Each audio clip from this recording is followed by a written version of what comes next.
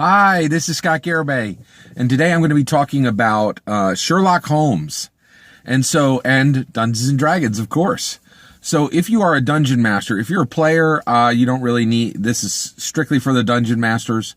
But if you're a dungeon master, I really kind of want to put a challenge to you, and the reason why is, and it is the Dungeons and Dragons Sherlock Holmes challenge, the Garibay D&D Sherlock Holmes challenge. So, let's talk about it. All right. So, I have recently started listening to the Sherlock Holmes original stories. So, I wasn't aware of this, but there are 54 short stories and 4 novels that comprise the body of work that is the Sherlock Holmes, Arthur Conan Doyle works, the body of work, okay? And the reason why I'm talking about this today is I've always been a big fan of Sherlock Holmes. And I think I read some of this. I actually read some adaptations of his work when I was very young. When I was young, there were these little books. They were a little larger than a pack of cards. It was like if you took 2 packs of cards and turned them sideways, they're about that size. And it was a page of text and a picture. My parents bought them for me like candy, and I read more than I easily 100 of them I read. And I really dug them. I really liked them a lot. They were super fun. And so, and I read some Sherlock Holmes when I was young. And then of course I'm a huge fan of Benedict Cumberbatch's Sherlock series, the modern Sherlock. And I also really enjoyed, the Robert Downey Jr., Guy Ritchie, Sherlock, fantastic. Jude Law's in there. Really good. And then I think, during my lifetime, I'd read 1 or 2 of his stories, and they really didn't click with me. And the reason why is they're challenging to read. So they can be challenging to read. And the reason why I think is, they come from the 1880s, 1890s. And you're really looking at, and it's challenging. It's from another culture and it's from another time. I'm American and these are British. I live in 2018. These came out, in the 18th century, in the late 1800s. So it really can be challenging. So here's my actual challenge to you.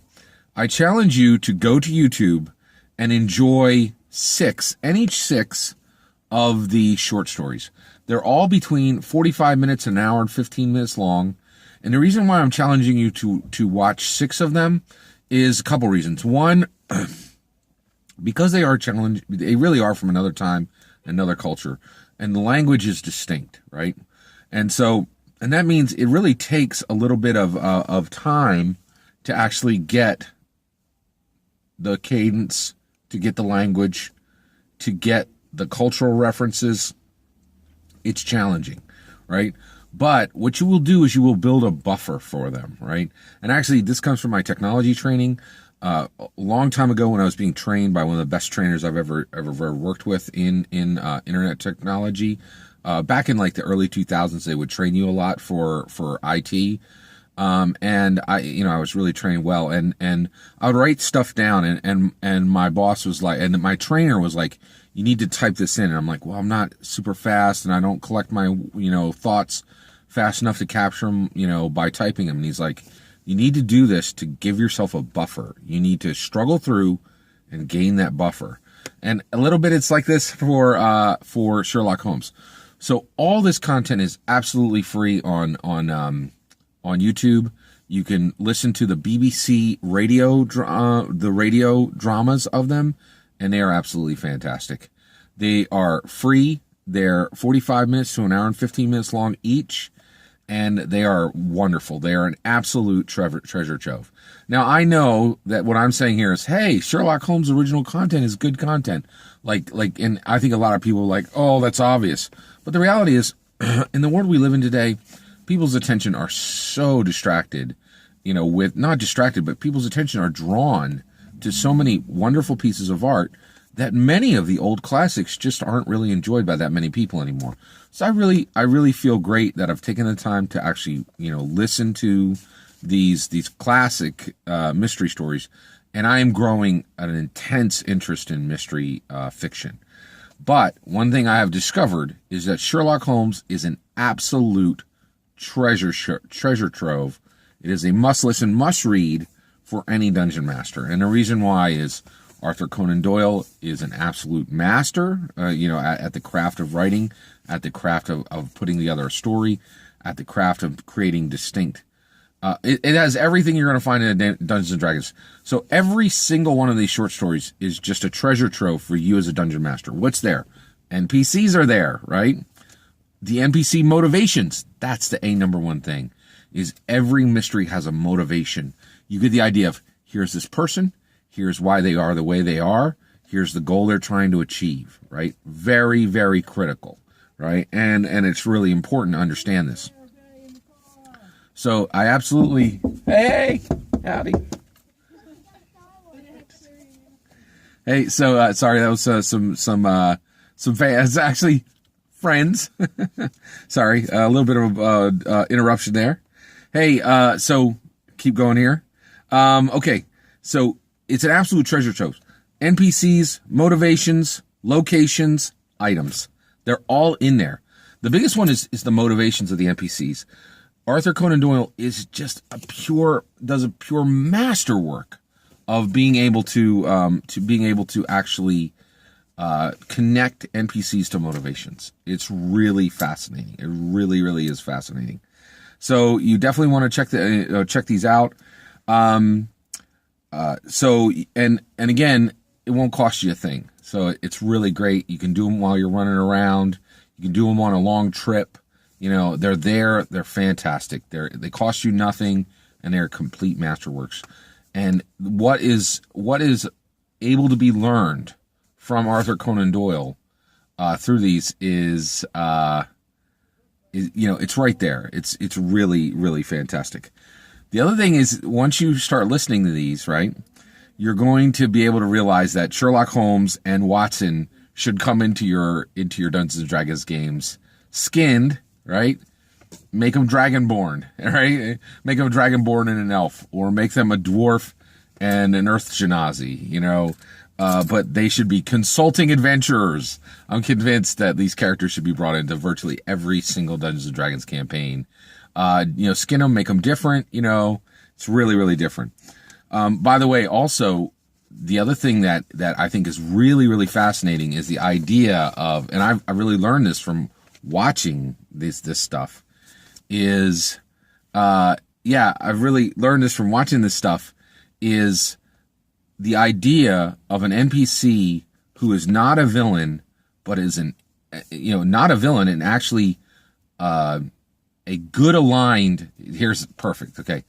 The idea of a good aligned NPC who's an absolute jerk. Sherlock is such a jerk. I could not believe this. I really never got this so much as listening to the originals. He is incredibly self-absorbed. He is arrogant. He only takes cases he's interested in.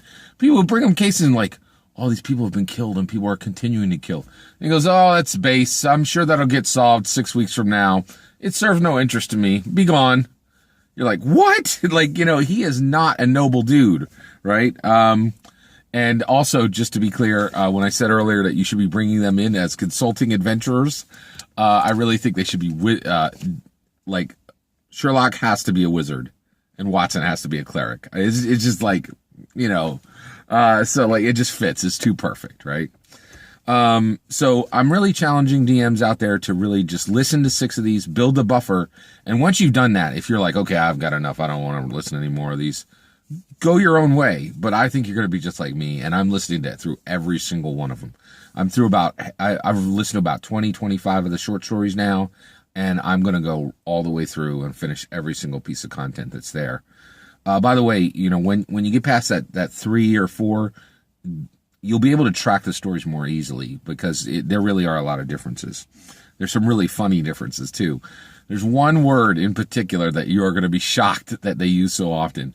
It is not a 3-letter word, but it's a word that is never used today, but they use it for when Watson will blurt out a statement. There's this word they use, and every time they use it, which was common parlance then, but I was like, what? You can't use that today. Like, it's great. It's crazy. The other thing is, so I'm really challenging to do this because it's going to stretch yourself as a game master. You're going to stretch yourself as a game master, right? And then the other idea is, I firmly believe as the game master, as the dungeon master, you should be the smartest person at the table, or you should be trying to be, right? It's totally okay to not be the smartest person at your table, but you should be trying to be the smartest person at your table. And that means listening to people who are smarter than you or better at crafting stories than you. And Arthur Conan Doyle, I think he was smarter than me and better than crafting stories than me. And he probably is better than you as well. So it's definitely worth taking the time to listen to him. The other thing I really learned from listening to Sherlock Holmes is how he solves cases is absolutely fascinating. He has two methods. He has the sit and solve. He'll literally just sit down, smoke a pipe for, all night and then solve the thing after he's been given all the details. Or he has the go and threaten. This is hysterical. These stories are so funny. I really don't believe they're super realistic at all, right? They really are. They're fantasy in their own right, right? And one of the things that is really cool is the go and threaten. So basically, if he can't solve it just by literally sitting and smoking his pipe, he'll get Watson and he'll be like, we're going to go solve this, Watson. And they'll go and they'll get some, they'll go to the site, the scene of the crime, or they'll go to wherever they expect the perpetrator to be, and they'll get there. And Sherlock will do the same thing. He'll catch the perpetrator in the act, and he'll say, well, I've solved this and I've caught you in the act. You will be going to jail now. And what's insane is how British everybody is. Like half of the villains are like, you've caught me, you've caught me, Sherlock. I will now go off with the Scotland Yard gentlemen. Oh, shuckers. And you're like, what? It's so funny.